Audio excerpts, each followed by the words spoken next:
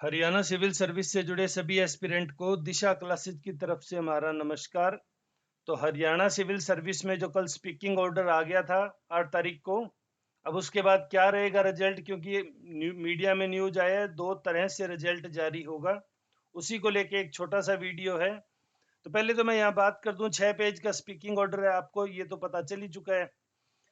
जो उन्होंने ग्राउंड दिए, पहला कोई भी आउट ऑफ सिलेबस पैटर्न नहीं था, कोई भी सवाल है वो आउट ऑफ सिलेबस नहीं पूछा गया।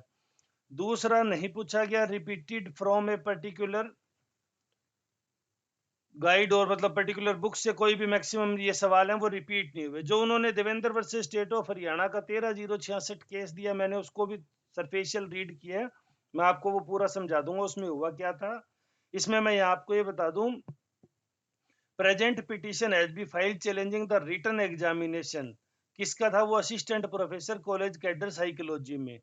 उसमें उन्होंने क्या दावा किया था कि 43 question were copied from one book only and some of the question were either ambiguous और नॉट हैविंग करेक्ट आंसर की। तो जो देवेंद्र कुमार वाला जो केस है, जिसको लेके भी बच्चों में ज्यादा क्यूरियोसिटी हो रही है कि वो क्या है सर, तो वो मैं थोड़ा डिटेल स्टडी करके थोड़ी सी देर में आपको बता दूंगा।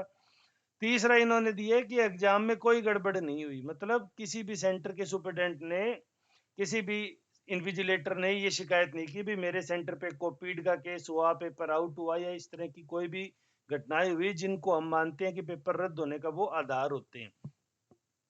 चौथा, जो इन्होंने मेजर डिफेंड खेला है कि पेपर सेटिंग करने वाला जो होता है, जो पेपर सेटर होता है, एग्जाम सेटर बोलते हैं जिसको, उसकी इंटीग्रिटी पे डाउट नहीं होना चाहिए, उसकी इंटीग्रिटी को बना के रखना हमारा सबका दायित्व है। ऐसा ऑनरेबल पंजाब और हरियाणा हाई कोर्ट के किसी डिसीजन के हवाले से भी उन्होंने इसको मेंशन किया है। तो उन्होंने कहा कि कोई ये नहीं बता सकता कि सवाल रिपीट हुए हैं, आउट ऑफ सिलेबस आए, पेपर में गड़बड़ हुई। तो इसलिए हम एक क्या कर रहे हैं, 2 तरह से परिणाम जारी कर रहे हैं। मान लो जो 33 क्वेश्चन रिपीट है, एक बच्चे ने तो वो सारे अटेम्प्ट किए, एक ने उसमें से 10 अटेम्प्ट किए, तो जिसने 33 अटेम्प्ट किए और क्वालिफाई हो रहा है, क्वालिफाइड।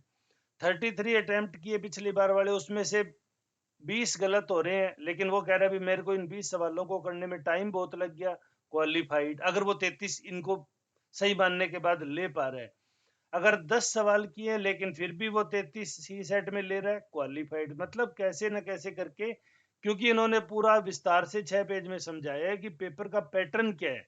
तो सी सेट है वो जस्ट क्वालिफाइड है, और जीएस है वो मेरिट मेकिंग है। तो मेरिट मेकिंग में कोई शिकायत नहीं है। जो अंकुर जी का इन्होंने हवाला दिया, मेरी अंकुर जी से भी बात हुई थी, तो अंकुर जी का इन्होंने जो हवाला दिया, उन्होंने यही कहा है, जीएस को लेके अंकुर जी ने किसी प्रकार की शिकायत नहीं की, उन्होंने जस्ट सी सेट के रिपीटिशन की शिकायत की है। तो सी सेट के रिपीटिशन की शिकायत को तो आप समझते हो, फिर इन्होंने उसका सॉर्ट आउट कर दिया। कुल मिला के चूंकि गेंद इनके पाले में थी, तो यही एक्सपेक्टेड था। मैंने कहा था कि सभी को शामिल करेंगे, क्योंकि इसका मेरिट में कोई योगदान नहीं है। फिर भी काफी सारी बातें हैं जो स्पीकिंग ऑर्डर में पढ़ने वाली है। जो यहाँ अब एक बच्चों का सवाल, क्या आगे मामला कोर्ट में जाएगा, नो डाउट बच्चे इस चीज से सेटिस्फाई नहीं होंगे, क्योंकि जो लोग चाह रहे थे कि ये पेपर दोबारा हो या ये पेपर रद्द हो पूरा, वो कोर्ट में जाएंगे। क्या रहेगा, तो देखिए, इन्होंने जो डिफेंड खेला है एचपीएससी ने, मैं आपको पहले ही बता दूं कि हमने मैक्सिमम वर्ग को लाभान्वित करने का इसमें प्रयास किया है, ताकि कोई इसमें नुकसान में ना जाए। तो इसमें अंकुर जी मुझे कह रहे थे कि सबको नौकरी दे दो ना, फिर कोई नाराज भी नहीं होगा। तो खैर ये उनकी बात भी अपने आप में कटाक्ष है, लेकिन क्या है, बात तो जो पीड़ित है वो तो सही दुखी होके ही कर रहे हैं। बाकी हमने व्हाट्सएप ग्रुप में भी हम इस सारी डिटेल को आपको शेयर कर देंगे। तो चैनल पे नए हैं तो जुड़ जाएं, सब्सक्राइब कर लें, बेल आइकन जरूर दबा लें, ताकि जो आगामी वीडियो आए उसका नोटिफिकेशन सबसे पहले आपको मिल सके।